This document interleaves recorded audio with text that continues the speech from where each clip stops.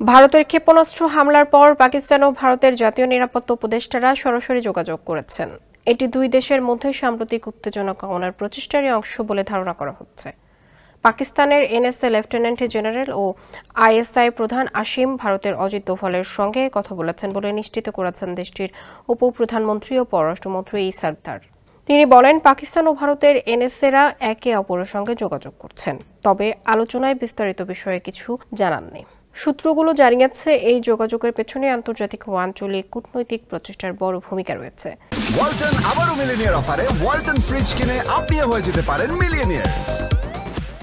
যুক্তরাষ্ট্রের পররাষ্ট্রমন্ত্রী ও NSA Marco Rubio Pakistan ও ভারতের এনএসএদের সঙ্গে আলাদাভাবে কথা বলেছেন বলেও জানা গেছে। দ্য এক্সপ্রেস ট্রিবিউনের এক প্রতিবেদনে বিষয়টি জানানো হয়েছে।